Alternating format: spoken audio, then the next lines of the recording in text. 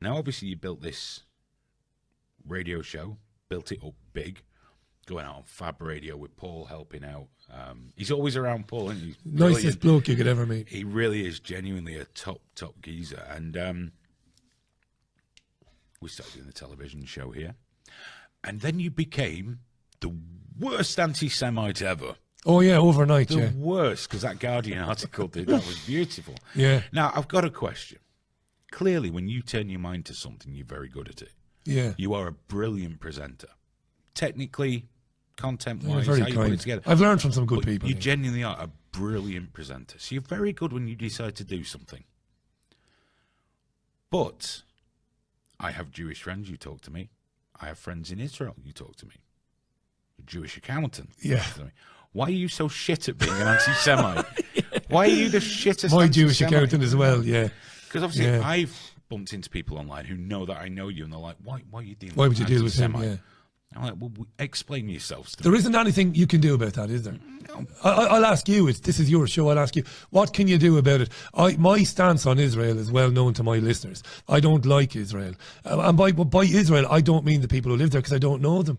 And I'm sure there are 500,000 different types of people who live in Israel, as there are here. I've never been to the place. I wouldn't mind going there to visit the West Bank, to go to Gaza. I wouldn't mind.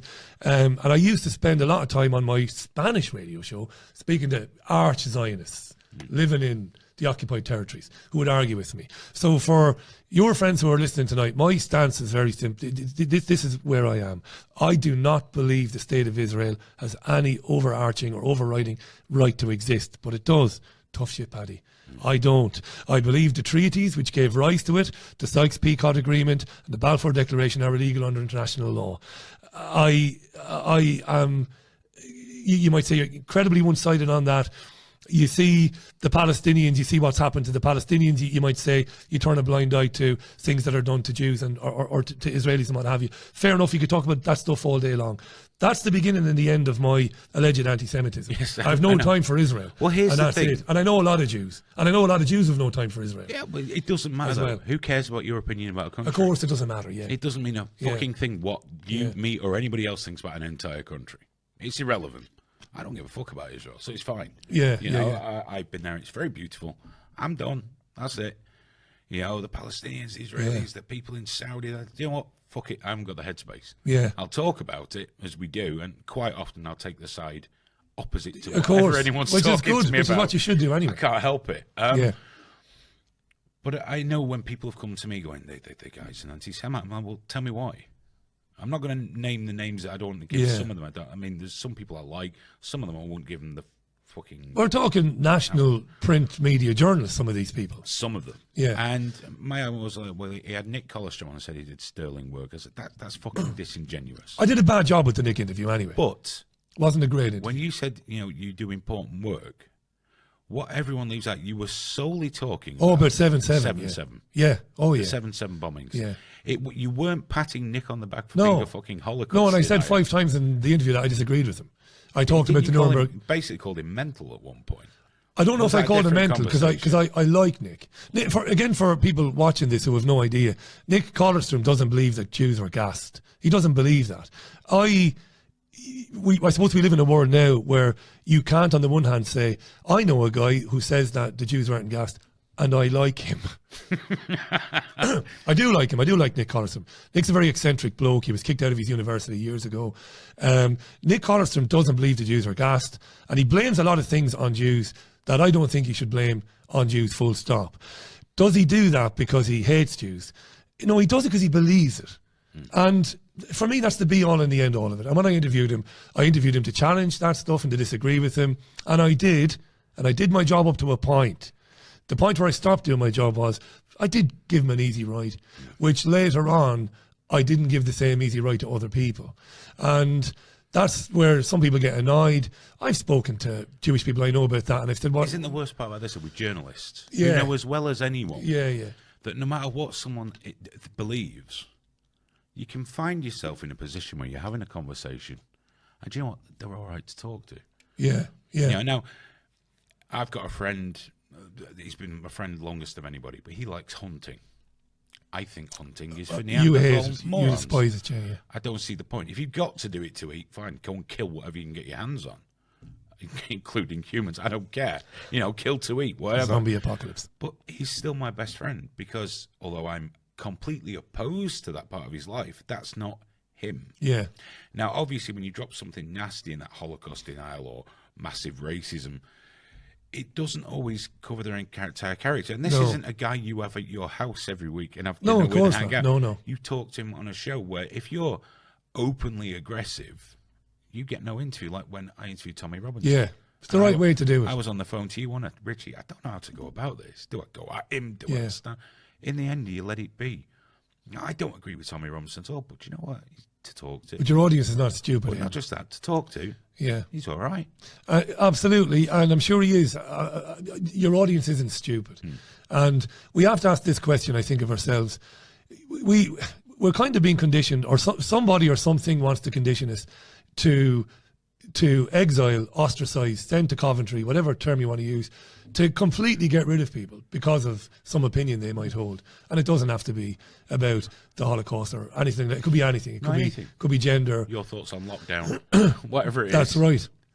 And this thing about racism, you know, we live amongst people that, apart from something they might believe, which we might find profoundly obnoxious, we might do, we might not do, they are pretty useful and pretty decent people most of the time.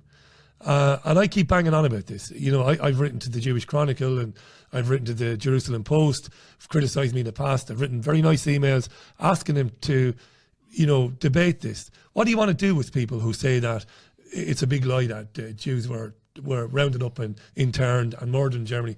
What do you want to do with them? Do you want to end their lives? Do you want to make it impossible for them to earn a living? You can't do that. That's not going to make them love Jews either. Well, it isn't, is it?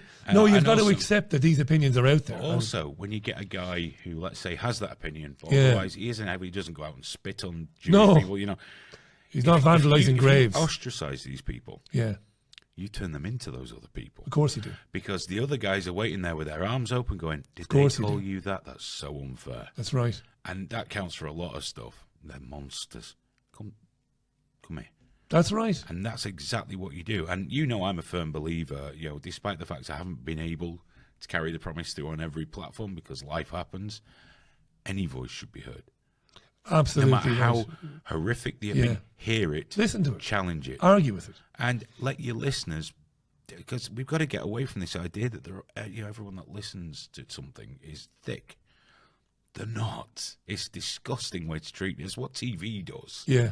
You know, in our world, we have to talk to people as if I'm talking to you. Yeah. Talking to Graham. Well, they're going to give an award to Piers Morgan over the Christmas. They're going to acclaim him as the bastion of news, television, interviewing. Piers Morgan. This is not Sarah Grapes. It isn't jealousy. I walked away from all of that. I could have had that. Piers Morgan is about the worst interrogator of a guest there's ever been on national television. It's dreadful. Didn't he say he'd queue up for the vaccine? Like, I hope he gets the Bell's palsy. The same guy who was on Larry King's programme some years ago, on his own programme, when he was hosting after Larry King moved on, when he acknowledged that he was dying of the flu just after he got the vaccine. So he's got no humility. But even though some of the people Morgan appears to be tearing into are odious in the extreme, politicians, it's dreadful, it's crap, and it's just an old idea. He's a brainless version of Jeremy Paxman. Isn't it? Brainless version. It's Bill O'Reilly again. He knows entertainment. It is very much Bill O'Reilly. It's Bill O'Reilly. When Paxman went after you, whatever your thoughts on Jeremy Paxman, you got room to answer. But also, he was a couple of steps. You know, he knew if it goes that way or that way. You got room to worked answer. Out. Yeah. Piers Morgan grandstands. It's all about me, me. You find that as well. Do you know where you find that? This will piss off a lot of people watching this. You'll find this in the independent media. It's rampant. Oh, yes. Guests become props to elevate the interviewer, the host, in the eyes of the audience. You see this all the time. It astonishes me. And for me, it's a big barrier, ultimately, to drawing in the on-the-fence people. I want people on the fence to listen to some of my guests about things like COVID. I want them to just listen. The guest is a star. The information is a star, not the presenter. But you summed Morgan up beautifully, and people like Morgan. You got James O'Brien doing the same thing on LBC, shouting at people and interrupting them. And it's rubbish. It's rubbish broadcasting. Yeah. We know when I stopped doing interviews. Yeah. By the way, to go back to the anti-Semitism thing, because before I forget to say this, I think one of the reasons, I tried to get involved with Stephen Pollard, but he wouldn't have anything to do with me. I tried to speak to him privately. I think one of the things that, the real bee in their bonnet was putting people on the air. That was their problem. Yeah, platforming, I believe. Yeah, that's right. Yeah. By putting them on the air, you must like what they're saying, otherwise you wouldn't do it. Now, I'm an old school producer and presenter. I can't do a radio show every day of the week, and I know you can't do these podcasts, if you're sitting with somebody whom you see the world exactly the same as they do. Nothing could be more annoying or more boring than that. So I think the Wikipedia page says Alan seeks out people on the right more often because it's more interesting. Well, that's true. Yeah, I don't know how it's phrased, but something along those lines. It is true. Like, I put some of them on, Lana, Lochtef, and some of these people, not because I want to look at them like I'm looking at ants under a magnifying glass. No, because I know they're intelligent. Yeah, but how do you tick? What do you think? Where did you get to that? I interviewed a guy. Do you remember that guy who did really well in the California primary? The guy who believes that the Jews have an evil gene. Yes. I brought him on. Yes. That's fantastic. He believes it's great. It's great content. It's great content. I'm obviously I'm not bringing him on to go all Piers Morgan into grandstand and show how much I'm a defender of the Jews. No, but you want to know, where did you get to that point in your life? You're obviously very articulate. You can read, you can write. You've got a university degree. Where the fuck did you come up with the evil gene from? And he did his best to convince me. Yeah, of course. But isn't that the part of it, that you're not letting him on your show and letting them run riot? Yeah. You're not letting them advocate violence or hate, because you wouldn't. Don't agree. And if they try, that's when you do steamroller people, because it's what you do.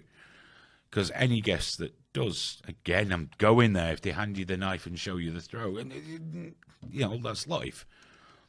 But if we don't know about these people, how do we understand these people? I get it. Why don't you get a trans activist on to argue you? Tried. Done your level best. They won't talk to me. We both have. They won't talk to me. Won't come on, no. Because apparently you'll record it and edit it, and it's like, we don't even edit our own shows. Yeah. Why would I do that to you? And also, I hate to break it to you, it's live. There's not a lot I can do. There's no magic.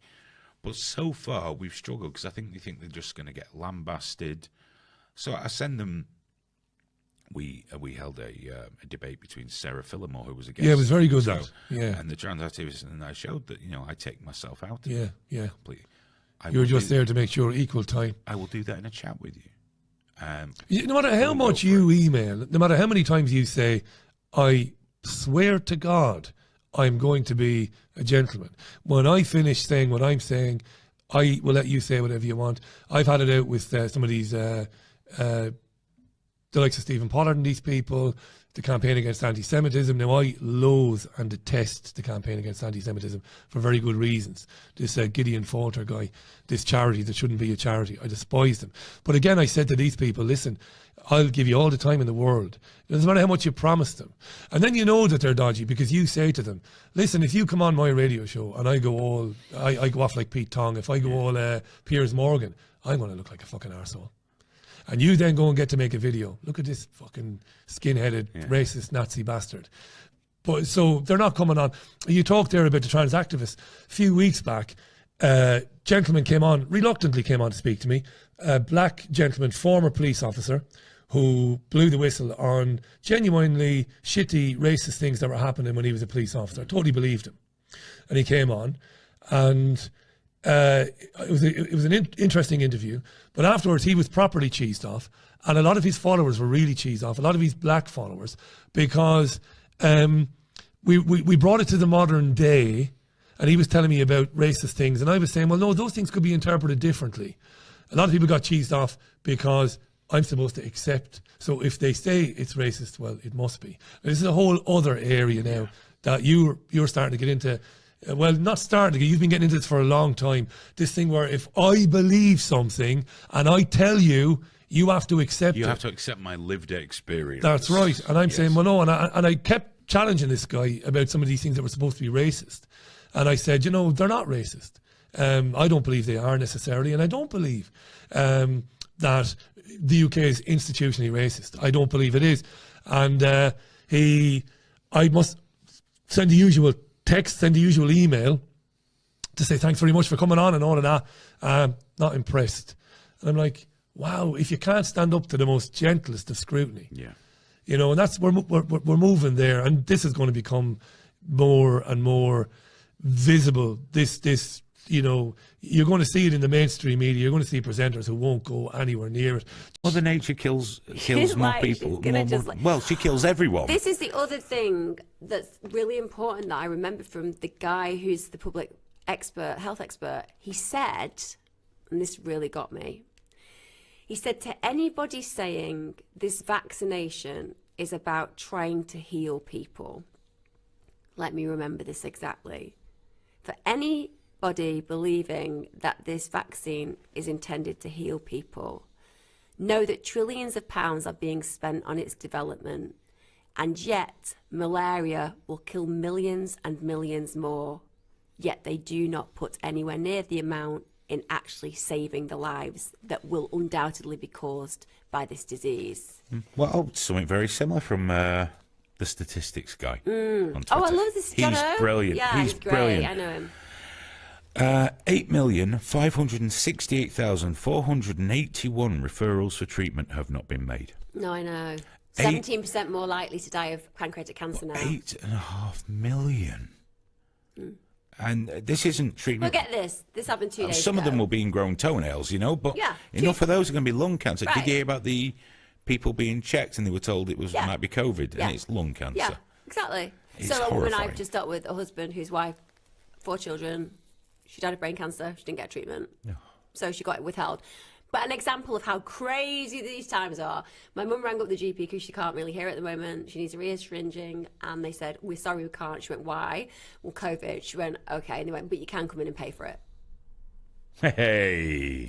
And that evidences to me my losing respect for the system. I'm really losing respect for the NHS, and I'm not being awful. That's not the doctors and it's not the nurses. Bear in mind with that. That's not what I'm saying. I'm saying I am losing respect, because I think that we know, I've gone in, I've taken pictures of completely empty A&E departments, completely empty outpatients units. That doesn't mean that they've not got people in beds, but we know that they haven't been busy for 6 months, and now they're not busier than they would be usually. There's somebody who lives where I live who said she was a COVID Isn't that your nurse. wife?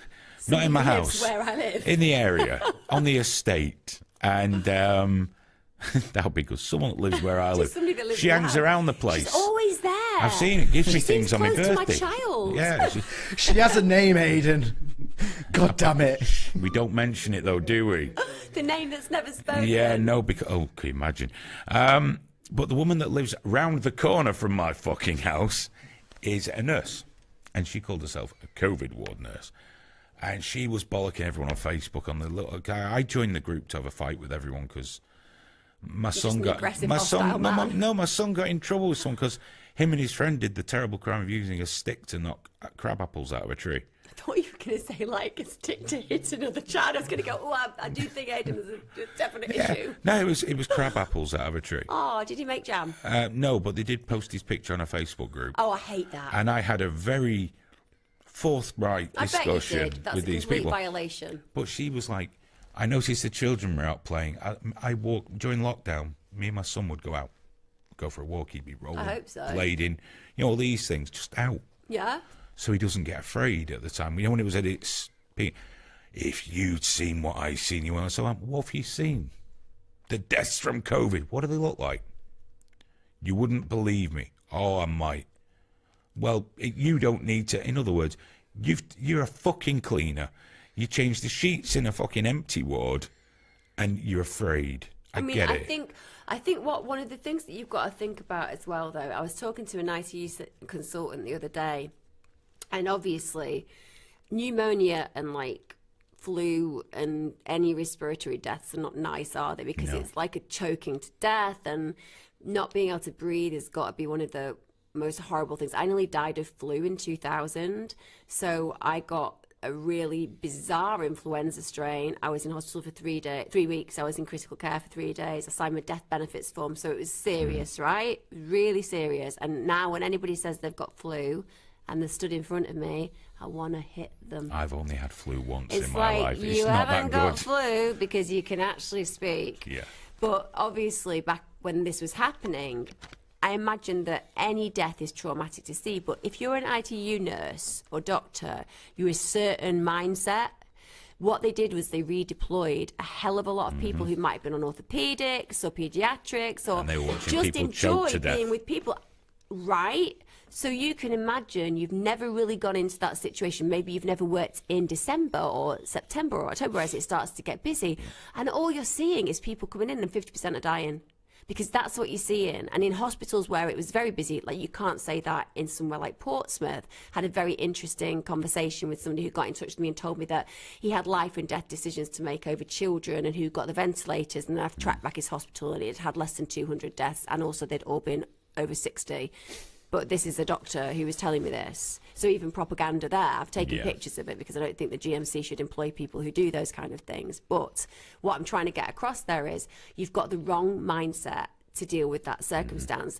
I think I'm somebody who can deal with that circumstance. I've worked with high-level trauma. I hear horrible things. I've been involved with those kind of situations. I also know that people get vicarious trauma just from listening to nasty stuff. Yes. So you have to have a mindset. So I'm with you in the fact that some people have been through horrible, horrible experiences. Some people will have just been able to manage it. But definitely during that April particular surge where like thousands of people died in care homes and elderly died in hospitals, mostly from transmission as well at times in hospital. Or just pneumonia. It doesn't matter. Those things were awful, right? Yeah. Because that's going to be something we've got to acknowledge. And I think it's important too, because I think when people don't acknowledge that massive spike, it decreases our evidence elsewhere. Yeah, I do get that, but I also believe that some people just fucking love telling other people what to do. Oh, and giving yeah. themselves a massively false authority. Oh my God, I'm absolutely with you there. And I think that I still expect in my job when I'm working with trauma to hear it. I don't go, right, well, now this has become more people being traumatized. I don't want to hear it anymore, or I'm super important because I'm hearing it. Like, you choose your vocation. Yeah. Don't choose your vocation and then get angry with the fact that that's your vocation. If healing people and looking after dying people is part of your job, then I think that's a really important job you do, and you should be absolutely valued for it. But I don't think that that makes it something that then becomes in a special category. On the Thursday when you were supposed to stand at you, when that kicked off, that was after my mother-in-law had been left to die by the NHS. In a care home. Just dumped her. The doctor wouldn't visit. The only time anyone went out was with end-of-life drugs. I know that. It was just pneumonia. Could have been treated, but it's happened.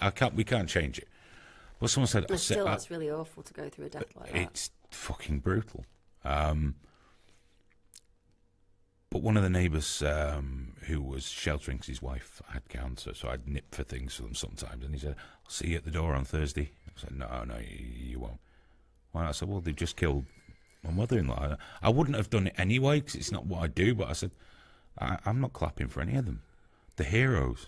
Not mine. See, I'm struggling because I'm suing the NHS for my dad's death, so it's very hard. It depends on your subjective experience. Well, you can't help it, some can you? people who've been saved or had their... My dad, they've saved my dad. They keep him alive. Yeah. And you know what? His doctors, I'll go and tell them, and I have. I'll thank them. But at the same time, my dad last year had a stroke. They sent him home twice.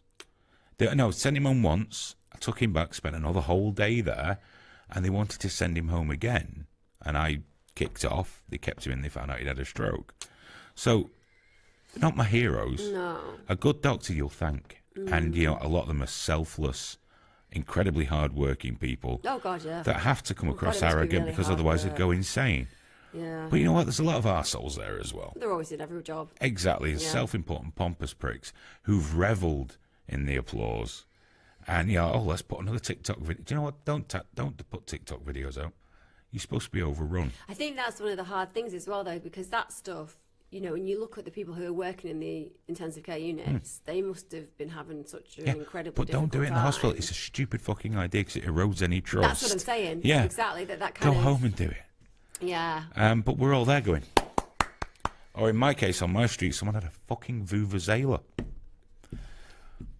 I watch quite a lot of evenings. Me and my son will watch a TV show or a film. It's our time together. Yeah. And it was a Thursday night. We weren't doing the show because we weren't allowed in here at the time. And I remember we went, oh, God, not again. Because just like, there's always some brick banging pots together. But my favourite one on the clapping, I'm going off tangent now because we're getting near the end. A couple of the more robust chaps where I live decided to do clap for Boris when he was ill. It was the loneliest thing I've ever heard in my life. I opened the window to listen. It was just like, ew.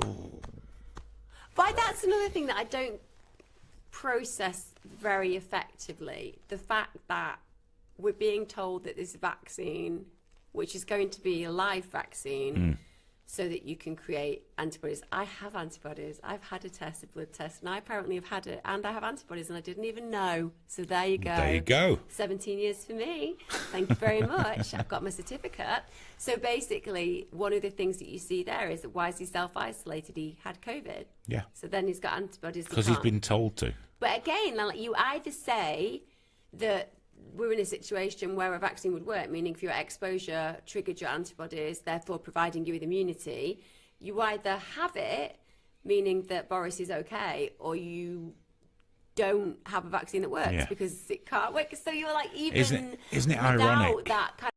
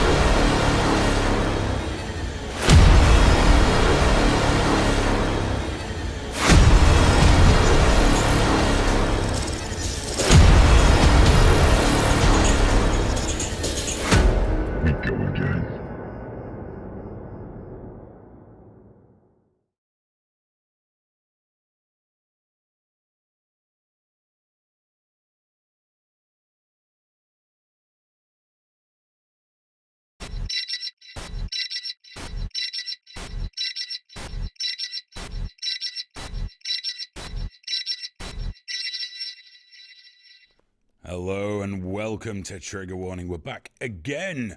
I'll be introducing our guest tonight, Count Dankula, very, very soon. But before we do, I've got a load of shit for not doing some call-outs and some other things. So let's quickly get that stuff out of the way and we can crack on. First of all, I do have to say thanks to Accounts Direct, without who we wouldn't be able to keep the lights on here. So if you are a small business owner or self-employed, just throw all your shit in a box, give it to them. And if you're in the shit, they'll get you out the shit and keep you out the shit. Go to accountsdirect.biz. Like I say, without them, we'd never keep the lights on here. And very quickly, Happy Dog, Drone Tech hello, Drone Tech, how you doing, mate? Smoke Steve, John Nicholson, Mr. Sumtosser. Did I mention Happy Dog? You'd get awfully vexed if I don't mention Happy Dog. Yeah, I mentioned Happy Dog. John Nicholson, Aphid Lip, and Stevenson as well. Fantastic. And happy Thanksgiving to all our American chums. I do hope your deep fried turkey was crisp, delicious, and yeah, whatever. Hope you had a lovely day and there've been fireworks and stuff like that. Okay, now, I don't want to waste time because we've been waiting about 2.5 years to get hold of this fella. So let's bring in, it's Count Dankula. Hello. Hello, how you doing? You caught me in the middle of rolling. Sorry. That's quite all right. You roll away. Yeah, because we did actually try and get you just after you had your initial problems when you came out as Scotland's premier Nazi. And of course, you were very busy. You were scissoring with Tommy Robinson and doing all those things. But now, luckily, we've obviously caught you on the way back down. You know, and managed to hook you in. So that's fantastic. How you doing, fellas? Life treating you well? I've actually been doing all right. Yeah, lockdown has been a complete bitch and a pain in the arse, but apart from that, I've actually been doing all right. How are you? How are you with this lockdown? Super. It suits me down to Really? I like working from home. I don't like. I like social distancing anyway. And, you know, I've got my wife and kid at home. I'm perfectly happy.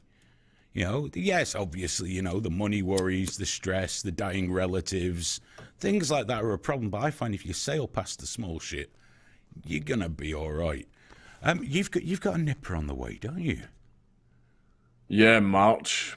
She's due. Yeah. Oh, you must be getting super excited. As she gets more bad-tempered, you're getting more excited. That's fantastic. She has been like really angry lately as well. Plus she's getting huge, which is funny. Like she likes to sit up on the kitchen counters, and today she sat on the kitchen counter and she couldn't get back down and actually had to shout on me to come and help her. You know, because she's getting that big. I laughed. It gets worse. But I laughed. No, but it's all your fault. And but you know the best thing is, you know, I briefly mentioned him DM to you. It's fucking awesome being a dad. You're gonna love it. You know what you won't like is the amount of advice you're about to get. I've already been getting it. Oh, it doesn't stop. Been getting that, yeah. It doesn't stop. And it drives you fucking mental because they didn't get an instruction book with theirs either. But they're all experts. So, by the way, congratulations, the 50th episode of Mad Lads. 50. I didn't even know. It wasn't until I went to add it to the playlist and it said 50 videos in the playlist, and I went, oh, well, there you go. 50 episodes. It's flew past. I've got to admit, I really do love the Mad Lads stuff. That's one of my favourites. Obviously, I'm way too old for meme culture. It means nothing to me. And I'm going to be straight, I'm not that fascinated about the size of your cock either. So, you know, but the Mad Lads thing does it for me. I do like that. I've got that one on my watch list for later when I get home. And I've settled back at home and I'm chilling out. I'm going to watch the Blackbeard one because I'm quite looking forward to that. And you've just taken some help on with that, haven't you? Yeah, I've actually hired people because I was getting to the point where, like, even now, even with the help, like, I don't get days off. Like, I don't get that. I'm always working from like a few hours after I wake up and then I've got like maybe a few hours before I go to bed, and I was getting burnt out. So I've got writers now that help me because the researching and writing took up the vast majority of the time. But even though I've got 2 writers working for me, I still somehow find myself having no free time. So I'm like, how'd that happen? How does that work out? It turns out that like life just has a funny way of doing that to you. Yeah, life ensures you don't have enough free time to. Well, you were demonetized quite a long time on YouTube, weren't you? Oh yeah, yeah. And then I believe was it H3H3 came to your rescue? Yeah, it was. Yeah, I'm name dropping there like I know who that is. Graham had to tell me. I had no fucking clue. Someone explained Keemstar to me once and I needed a shower. I don't understand any of that shit about drama, but since that's come on, so clearly, you know, you're taking people on for that. It can't be long now till you got a fluffer and all the stuff you really need. You know? You're on the way. Graham was complaining your kitchen's bigger than his flat. You know, you're doing well. Oh, that's because I live in the middle of nowhere. I live in the middle of nowhere. Like my neighbours are all like cows, like literally cows in a field next to me. And I always get drinking people ginger tonight, like, by the way. Yeah. Just so you know, showing solidarity. Extra. Oh, that's the. They've changed the recipe of Iron Brew, which was absolute, you know, apart from losing independence, was an absolute stain on Scottish history. Well, my wife's Scottish. So when the family was still alive up there, most of them have passed away of premature heart attacks. Glasgow, you know what I mean? They just drop like fucking flies. But I have been the English bastard for years and schooled on fish suppers and Iron Brew. And when I'm not allowed to go out because there's a Rangers Celtic match going on. Yeah.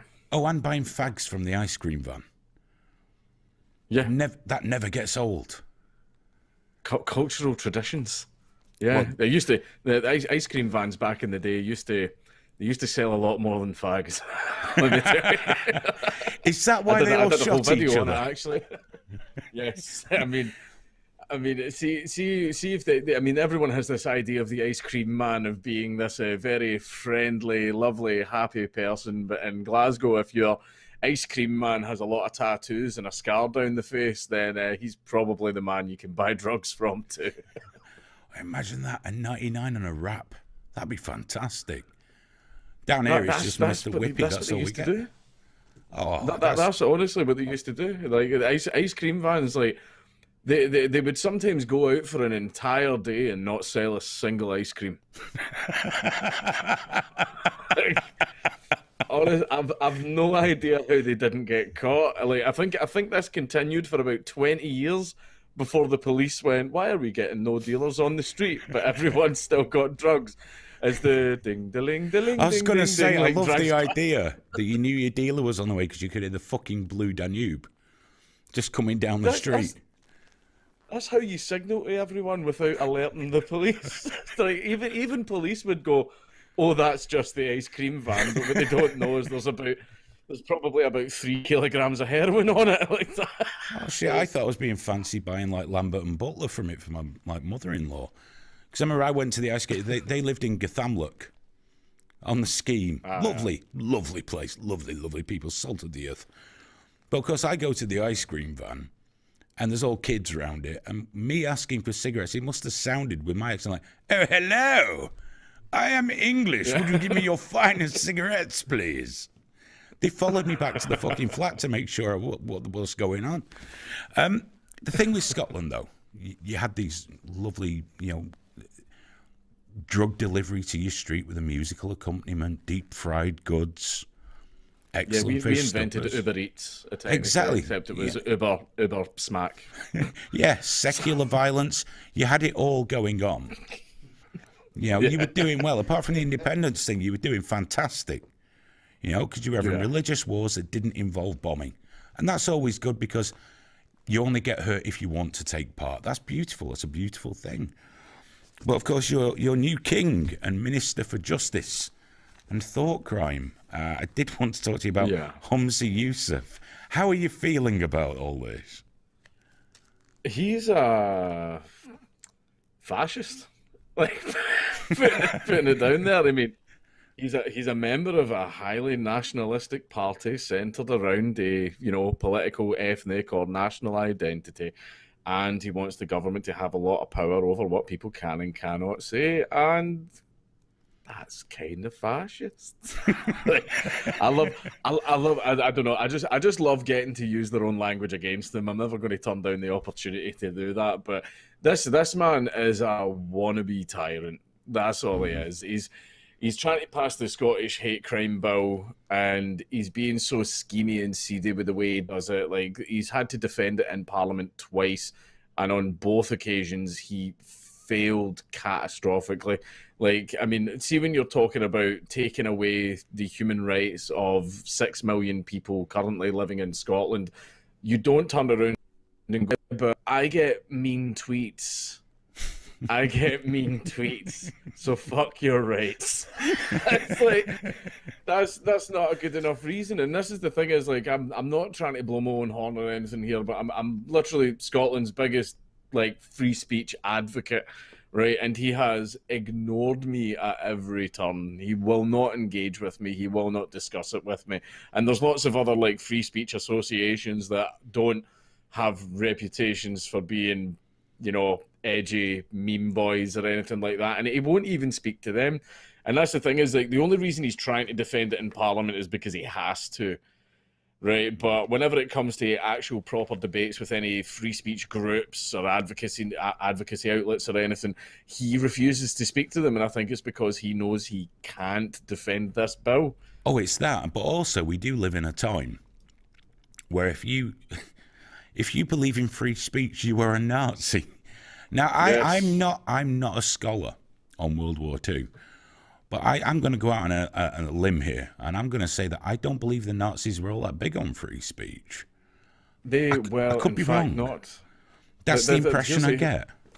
This is one of the funny things as well, is they did not like mockery because they knew the power behind it. They knew that if people could make fun of you and take the piss out of you, then people wouldn't take you as seriously. They wouldn't be afraid of you. It delegitimized your power, the way that you were perceived by the populace. And one of the most famous stories that everybody knows about that's kind of related to mine was the Finnish man who, back when Hitler was in power, he taught his dog to Nazi salute, and basically the German government tried to come after him, and they tried to, the German government the Nazis tried to cancel him. Is what I'm saying. They tried to get him fired. They did all sorts of schemy stuff to like ruin this man's life, and that's a well-known. Ultimately, nothing happened to the guy apart from a bunch of harassment, and everybody knows that story. But there was another story that I found out about, and it blew my mind when I heard it. And this was, I forget the name of the guy and I forget the name of the book, but it's just an excerpt from it that I've read. And this was from documents. You see how the SS had stations situated all over Europe, and any actions or anything they did in the area were all logged and all catalogued. Well, in documents that was retrieved from one of these stations, it turned out that there was a travelling circus that was in town, and it turns out that the monkeys that they had for one of their acts, they had actually taught the monkeys to Nazi salute. The SS found out about this. They were not happy about it, and so they ordered the monkeys to be destroyed. The Nazis literally killed circus monkeys because they had been taught to Nazi salute, and they seen that as mockery. There's something I've got to check on here, though. The Finnish man that taught his dog to Nazi salute, nothing came of it. Nothing happened, no. You did it, and you got found guilty in a court of law.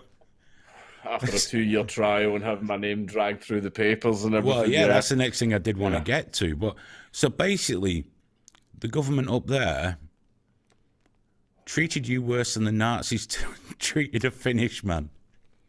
Yes. Fucking hell. My trial also lasted twice as long as Nuremberg. That's not one for the win column, is it? No matter what you do. No, that's why I'm at the point where it's just like, the SNP are the ones that are championing all of this, and they're putting it through. Not so much Labour. They agree with me on Jews. I'm kidding.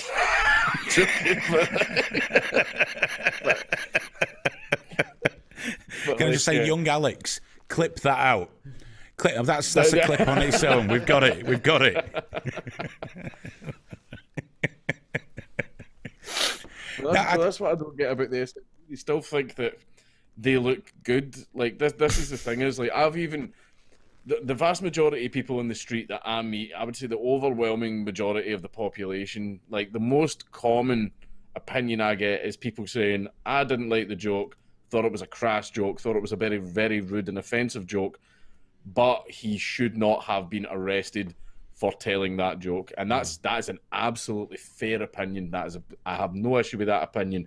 I'm not asking people to like the joke or find it funny. I just want them to know and acknowledge that it is a joke. That's all it is.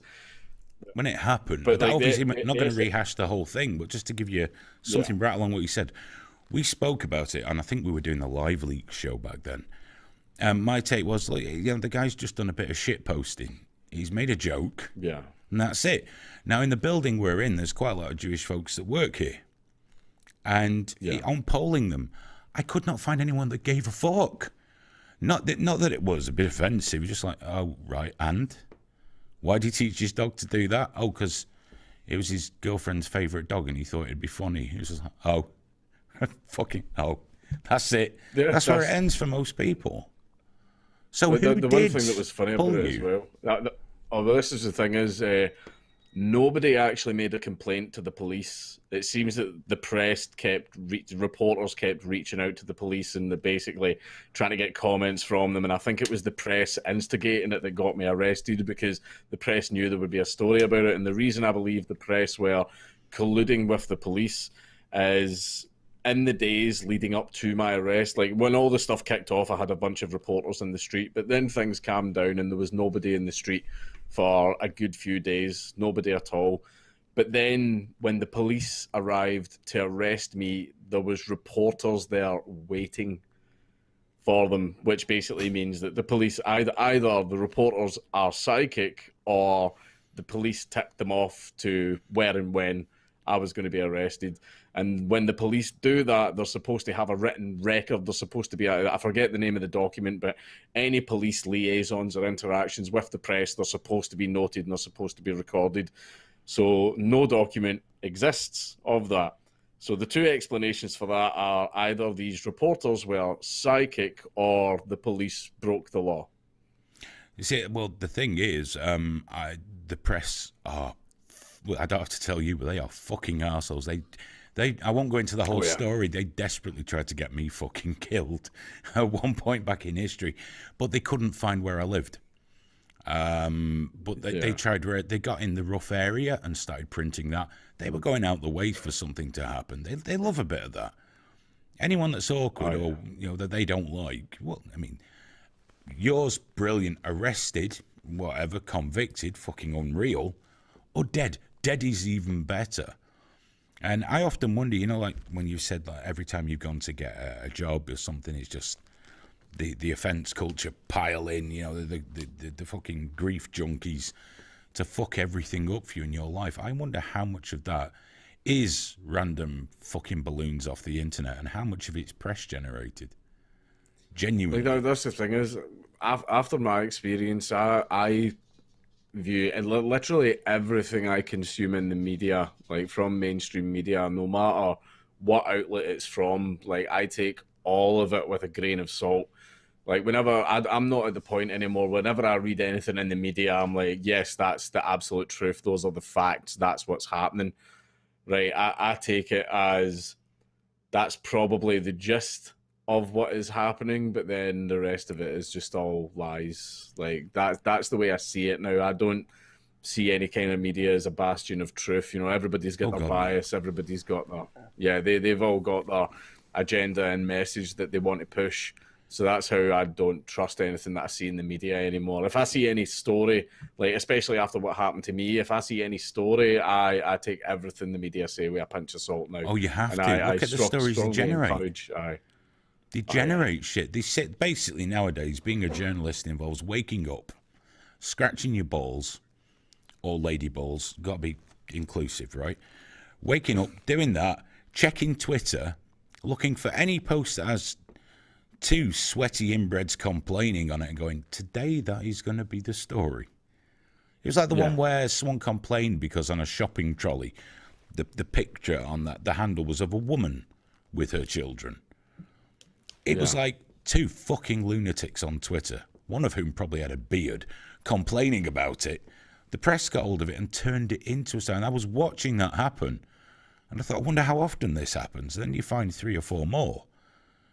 And then, you know, but none of the journalists that I know ever seem to think it happens, which is very unusual. You thought, being a journalist, they'd have been aware of what's going on. I'm sure they've got reasons not to. With the case, by the way, it's not quite finished yet, is it? Well, there's a chance that it might be because of a technicality with the European court. Basically, whenever I submitted my application, you've only got a time limit to do it, and it's supposed to be within a certain number of months after your final rejection in a appeal court in your own country. Now, even though I was rejected from the Supreme Court, it wasn't an official rejection, which means it's the previous one that counted, not that one, which means I would be out with the time limit.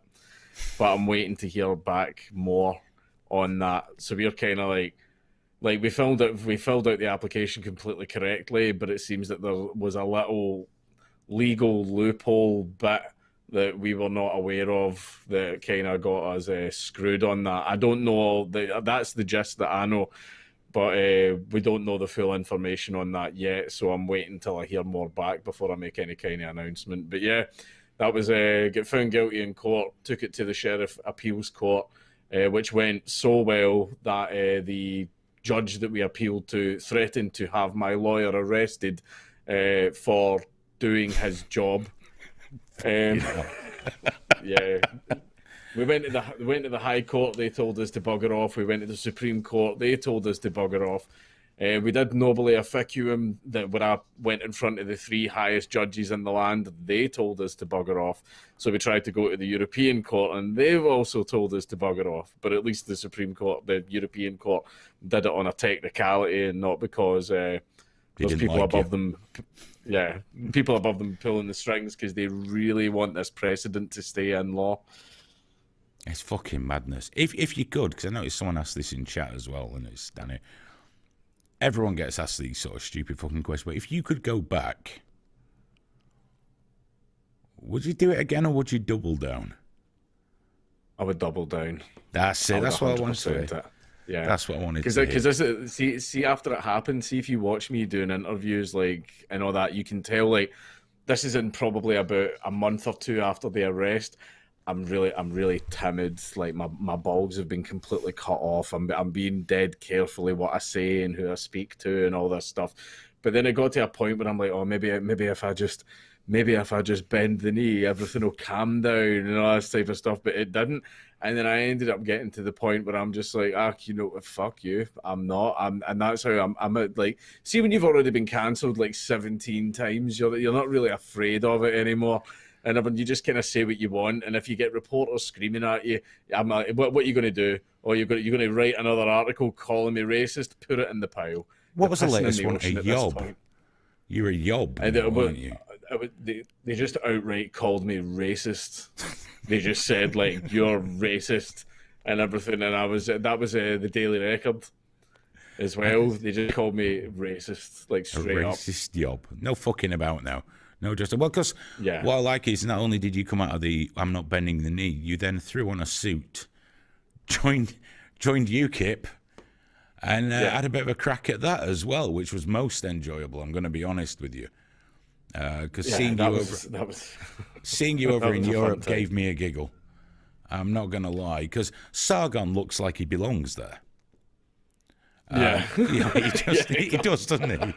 He looks like one of the boys. Paul Joseph Watson, and then it's like, is that fucking Count Dankula? What the fuck? Yeah. I mean, that was one of our favourite things. The whole thing. It's like, well, that's turned out differently to how I thought this was gonna go. How did you get on over there? Was it nice? Did you get when the discounted meals? Because I got one of them at NATO. Did you get plenty of those over there? No, I didn't. I did manage to. There isn't actually a canteen. It's a bar. Just have a bar, like an actual pub, and like in between all the votes, like all of the MEPs are like in this bar getting drunk, and I'm just kind of sitting there like you're voting on legislation for a good few 100 million people, and you're having a few pints before you go in. Stiffness. Just settles the fucking nerves, doesn't it? That sounds like a lot more fun than NATO. Honestly, like the one thing that really bothered me about them was there was a part, like there's the main area, the main vestibule and all that. You're allowed to film, you're allowed to do interviews, and that's where all of the news crews and everything. There's news crews and media personnel constantly in there, and they're set up all over the place. So that's the big main area where they all film. But there's a second area before you go into the big main hall, and you're not allowed to film, no cameras, no phones, nothing. And it was only in this second area that the MEPs would speak to us. It was only in there they would speak to us, because they knew that if they fucked up on camera, there would be no, there's no way we could record them and catch it. And there was a few MEPs that we were speaking to, and we were bringing up, this was to do with Article 13, back when it was called Article 13, and we were calling them out on specific parts of the legislation, and we were like, what about, paragraph 16, section 3 and everything? How do you feel that that's going to affect small businesses? The guy turned around and looked at his assistant with like a deer in the headlights, and we were just like, you've not even fucking read this. You've not even read this. You're about to go and vote this into law, and you haven't even fucking read it. Well, and that was the case for so many of them. Isn't the process very much there, though? The edict comes down from the unelected, and our MEPs who can change it from the inside rubber stamp it, and if they fail to rubber stamp it, it's put before them again the week after, so they'll rubber stamp it. Isn't that their whole purpose? So, yeah. If a vote doesn't go the way the EU Parliament wants, it will just keep putting it through again and again until they get the result that they want. As Ireland found out, obviously, years ago, and now they're in a far more enlightened state. Currently trying to cancel women, from what I can tell. That seems to be the in thing. Speaking of Ireland and women, did you ever patch things up with Graham Linehan? he has expressed regret and remorse for what he did to me, and he has says that he would like to speak to me and he would like to patch things up with me and stuff like that. And I would be willing to do that. I would be willing to do that. We haven't spoken yet. We actually haven't had a chat or anything yet, but I would be willing to have a chat with him. Yeah, I mean, I'm not a personal friend of Graham Lane. We exchange messages on occasion and things, and even mentioned briefly, it seems to echo very much what you said. That'd be really cool if you, I don't know why it'd be really cool, like, you know, fucking all the bands back together, like, would make any difference to my life, you know. But I think it would be cool, because I think he found out that being on that side of the fence where he was, you're just surrounded by fucking sharks. No one cares for you. You know, that's one thing I've noticed about them. It's like, it's almost like prison, where you have your gang that you hang out with, but you know that, like, they'll knife you, they'll just shank you like the first chance they get. That's the thing, is like over there, all of them, like, it's like the sharks in the ocean as well. Yeah, you know, if you get wounded, your own friends are going to devour you. like that. Well, that is exactly, because that's exactly what happened to him, wasn't it? Like, even personal friends, like, even if I agree with you, fuck you, you're out on your own now. Yeah. You know, massive cancel culture. Well, what we did last year, we had like a free speech event here in Manchester, in a place that can't be cancelled. We only had room for 40. We got 40 people in. We did all that. And we were going to do more than this year. But when the plague is over with and all the people of the average age for death in the UK do indeed die, and we're pumped full of genetically altering drugs that leave us looking like the Toxic Avenger, we're probably going to do more. So hopefully we'll manage to try and persuade you to visit civilization and join us at one of these, because I'm sure there's quite a lot of interesting stuff to hear. Although you will be pleased to hear, and I'm sure you may have noticed, the Law Society have recommended to Parliament down here that we adopt something very similar to Humza Yousaf's thought crime bill. So you're not going to be alone. It's just that you're going first. Yeah, oh no, that's always been the case for Scotland. You know, every type of legislation, even the fucking smoking ban. You know, we're the test case. We're the trial group. You'd understand if England had done it to you, but the Scottish National Party, what the fuck? Yeah, you know, we're going to give you independence and freedom, only without any independence or free. It's like the Liberal Democrats down here, isn't it? Not liberal, not democratic. It's the same thing. Although I do believe up there the SNP have got the nationalist bit. They just need to work on the socialist bit a little bit more. Change the name of the party just that wee bit. And I reckon wee Nicola could grow a tash. I think she definitely waxes her lip every hour. But one of the things that I find the funniest about the SNP is they pretty much are socialists at this point. They're far left, they're SJWs, they're all that stuff. They want to control your speech and all that, you know, all those things. But there was an event that happened in the last few months, and it was a bunch of Scottish nationalists, like SNP voters, were down at the English border. And when, like, white English people were trying to come into Scotland, they were stopping them and going, "You should go back to where you came from," and all that. And it's sort of whenever you walk in, if a guy walked into you, like, you're in the pub and you came in and you went, "I just seen a guy screaming in someone's face, telling him to go back to where he came from," right? You would be like that. Oh yeah, that was clearly like Bill the Bricky down the road shouting it at some poor Muslim man. But then you turn around and say, no, it was some little skinny guy holding a Starbucks and had a hemp beanie on, shouting it at a white Englishman. Well, I tell you, that shit'll backfire on them though, because when we don't let their granny go to Blackpool this summer to watch Daniel O'Donnell, there'll be fucking hell to pay, and it'll all be their fault. It'll all be their fucking fault. I'm not having it any other way. Is Daniel O'Donnell still a thing? I guess he must be. I'm not seriously asking you that as if you'd know. Sorry, just a brain fart. So what's the plan now, dude? Apart from, obviously, you're going to become a dad and your whole life's going to get turned fucking upside down. You're going to be more terrified than you've ever been in your entire life. But apart from that, and the sleeplessness, you know, and covered in shit and sick. But apart from that, what's next? You're making me so excited, man. You're making me really see, the only up. time in your life someone will throw up on you and shit on you, and you'll be absolutely fine with it. Yeah. It's the weirdest thing, because, you know, if anyone else did that to me, apart from my son when he was a baby, I'd be really fucking annoyed. Because it's fucking rude. It's rude to shit on someone. It's like I've been a bouncer before, and if someone is sick on me, I usually grab them by the scruff and throw them out the fucking door. Do that. That's usually yes. Can't do it. Baby turning around saying, "I've been thrown out of bed. I was fucking leaving anyway. Fuck you." If I had my fucking trainers on, I'd show you right now, pal. I actually heard that line in real life. Not at me. I heard someone say that to a doorman. If I had my trainers on, I'd kick your head in right now. He must have woke up at some point after that, I guess. I don't know when it fucking was. So yeah, what's next, dude? What's next for Dankula? Well, it's just continuing on YouTube for the time being. Obviously, not a lot of, you know, all activism and stuff like that is going to end up having to take place online because of the coof.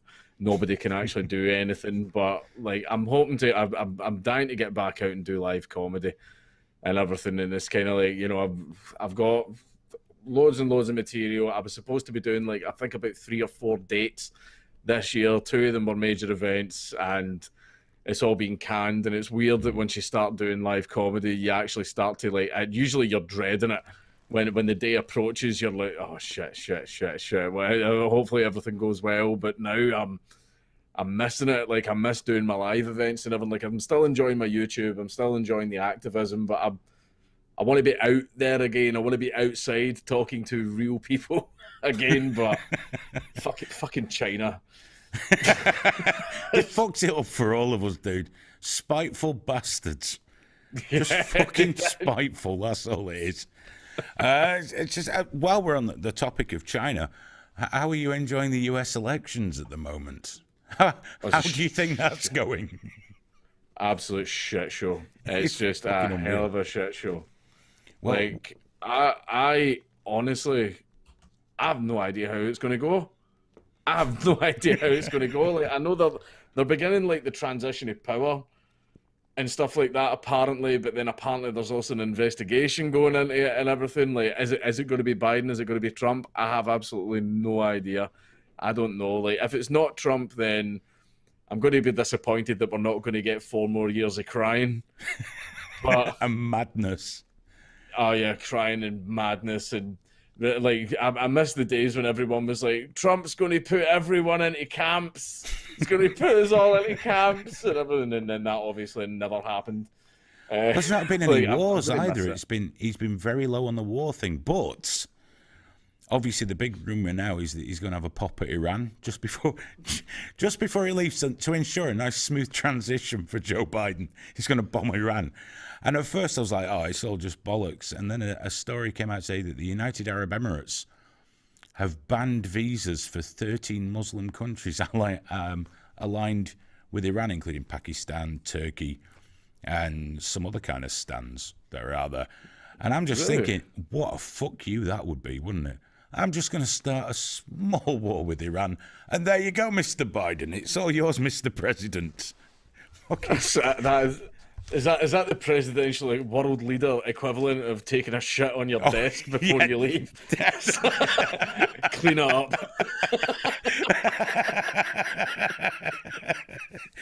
How do you like that one? I mean, that would be the greatest fuck you ever won. I'm just going to start a war. Fuck it. I'm going to pardon Flynn and start a war. Fucking. I think what he should do is he should pardon Assange, pardon Manning, pardon Snowden, pardon Ulbricht, and then just drop the microphone and moonwalk out the White House. Have at it. Fucking deal with that. I mean, wouldn't you though? You know, it's difficult, isn't it? Because Donald Trump, not the sort of guy you'd want to hang out with very often. The man has a shit on a gold toilet. He's not one of the people. But, you know, apart from the absolute shit posting on Twitter, and which has been fucking beautiful, by the way, as far as I was concerned. Every day you'd wake up as he had the caps lock on tonight. Oh, he's had the caps lock on, fantastic. But anyone leaving under all this, he's played it really well with that. Look, guys, I've done my best. I've done it, but he's crooked. It's bent. And you got Twitter saying, he's full of shit, it doesn't matter. It's bent. But I think the way to leave would be that. Pardon those guys. Pardon a few fucking randoms. Maybe some of the black guys that Kamala Harris tried to keep in prison. They'd be good ones to pardon. A few of those would be good, yeah. I think imagine pardon everyone.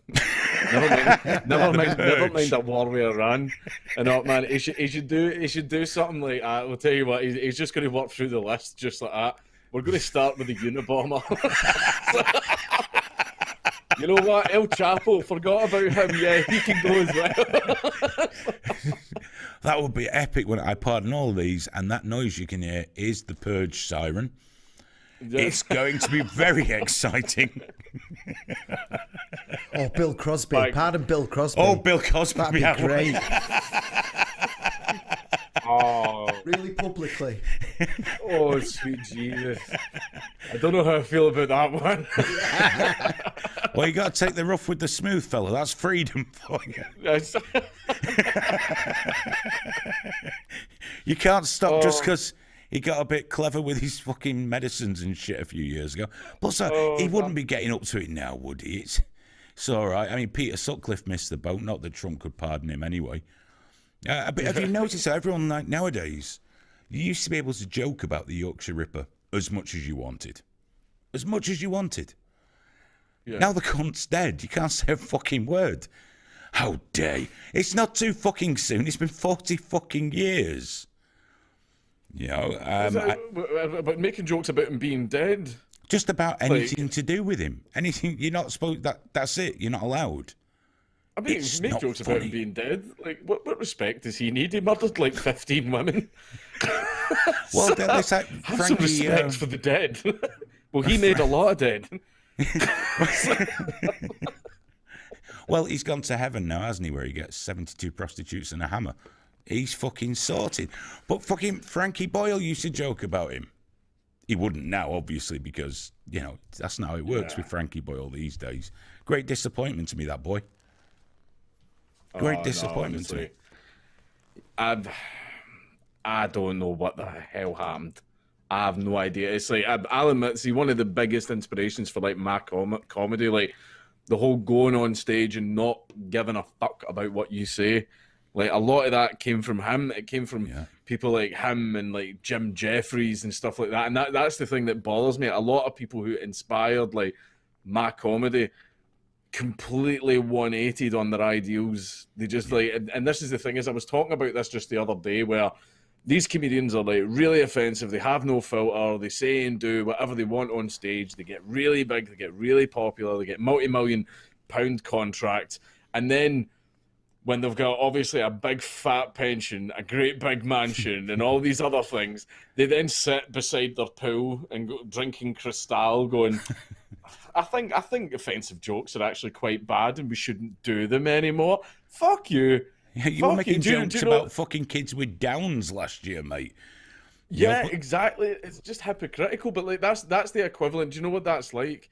Did you hear about the Muslim man that played the lottery ticket? No. Right.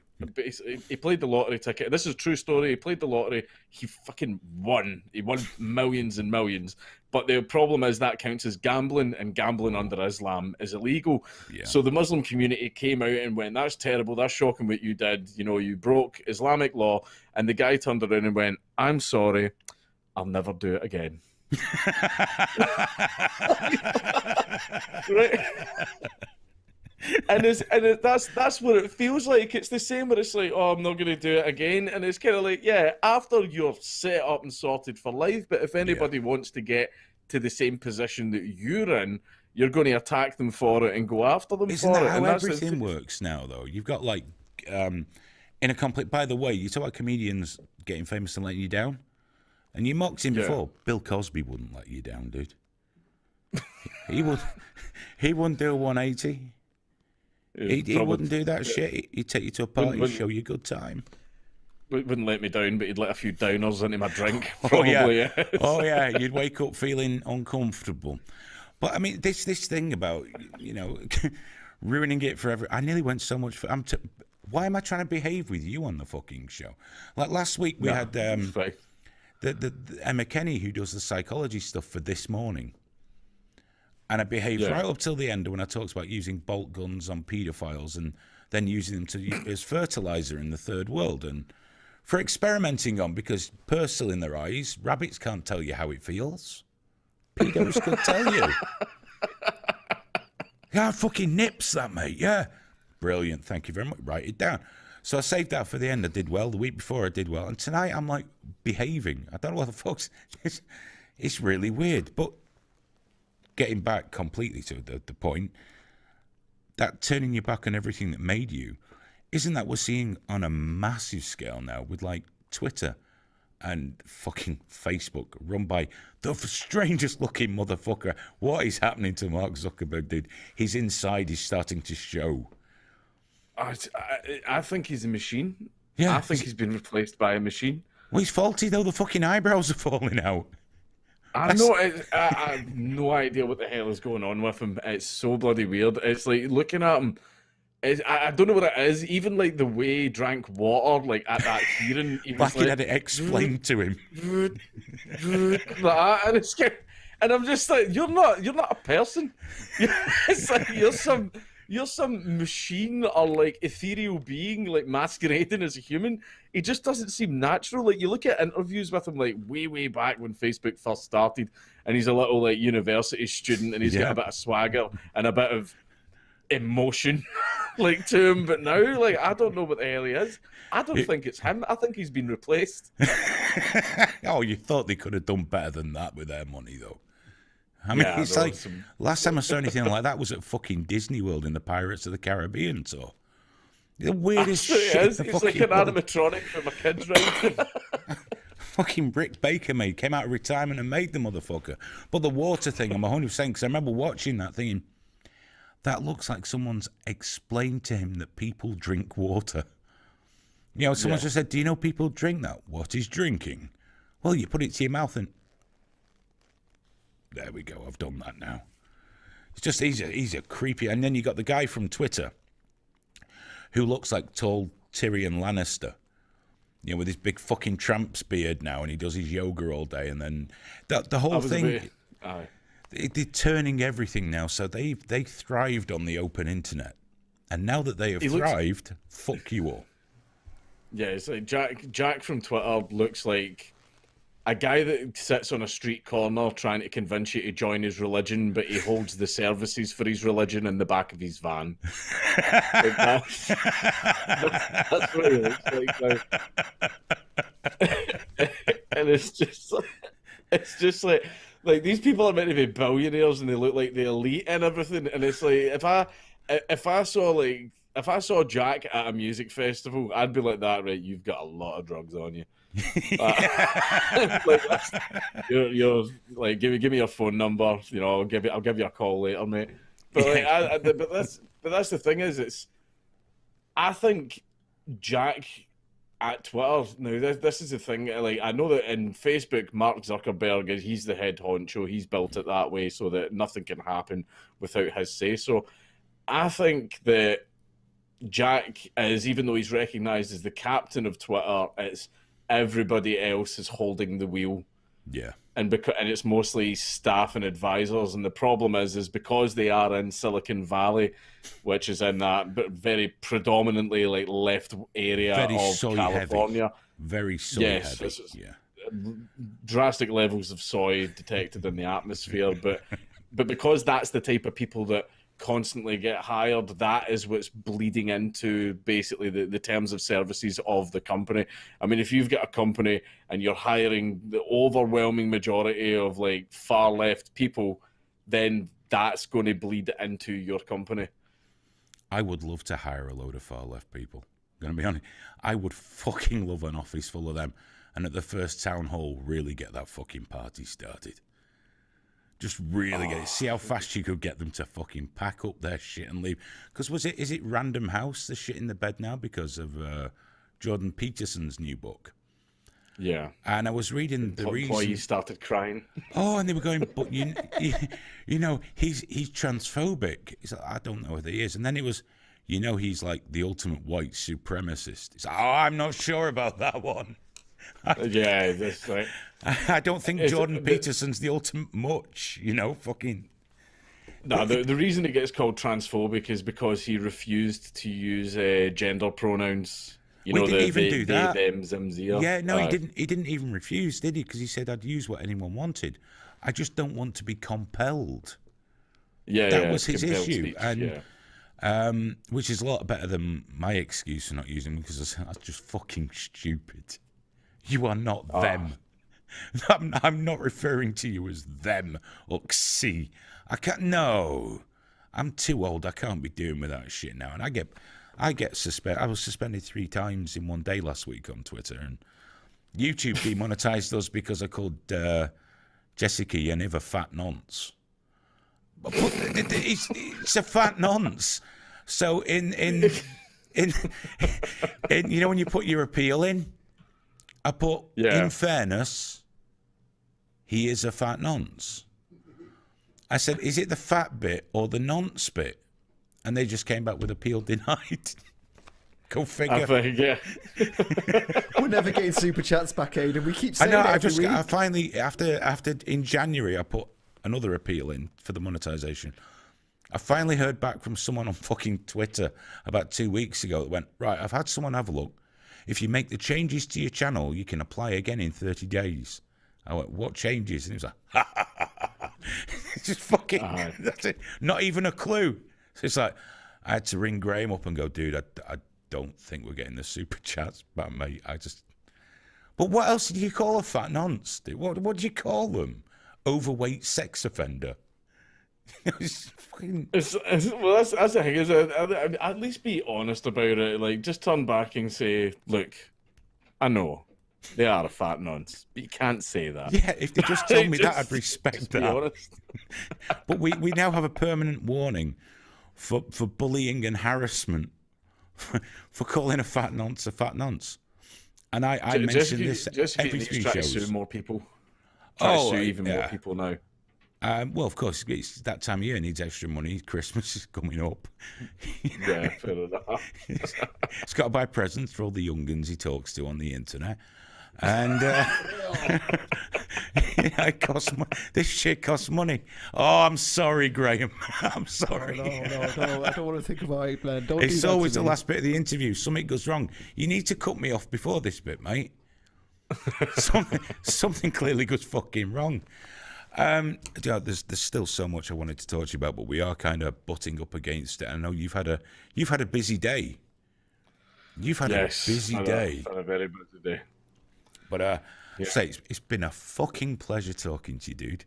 I'm so glad we finally got you on, and I do hope we get to talk again somewhere down the line. Maybe even ship you down here when you fucking.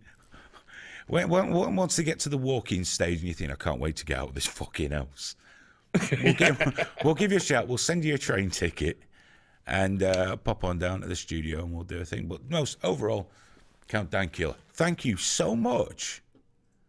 No problem. I enjoyed it. I'm glad. That's even better. That's a double payoff. I'll catch you on the Twitter, mate. Keep it up, dude. Take care. No worries. See you later. See ya. There we go, Count Dankula. What a nice man. What a nice man. Yeah, I was expecting the Nazi to be far nastier. The weird thing with Dank is, and this has changed. I remember someone asked me a couple of years ago with it, and it was like I didn't really like his content, but I respected him. I respected him and what he represents and what he does and everything, even if his stuff isn't for me. You love his Mad Lads, though, don't you? You genuinely. Well, I think he puts the Mad Lads stuff together really, really well because he takes all that historical information and does the thing I admire most when whether it's science, history, whatever it is, take something complex and deliver it in an engaging and entertaining manner. I tell you what though, my greatest hit for him, and it didn't come up tonight, but it's okay. But it's when he did a speech at the UKIP, you know, the parliamentary meeting thing, the yearly, what's it called? Conference. There you go. Conference. He did a speech at the conference saying it was fucking amazing because you could tell half the room weren't on board with what he was saying or anything, but he was just like, at every point, even with the Tommy Robinson thing, when he's done like big, you know, the big talks that they do where they sit up on the street and they've got a stage, and he knows that half the people there don't give a fuck about what he's saying, but he stood up there and I to be honest, with everything that he says, it's the free speech thing though. The speeches with he gives everything that he good. says, whether, you know, dick jokes aside and everything else, the guy just tells fucking common sense truth. Yeah, his it's very hard to argue well against that stuff. Yeah. That's why they ignore him. But more power to him. I'm just glad he came on the show. I'm buzzing about it. I enjoyed that. Yeah, I really enjoyed that. I hope you guys enjoyed it too. Let's see who's even got Last Dance. Did I say hello to Last Dance earlier? How you doing, fella? I hope you're well. Angel Breath, Melanie Howard, Marmalade Dreams. That's new. Marmalade Dreams. Sally and Gannanthrall.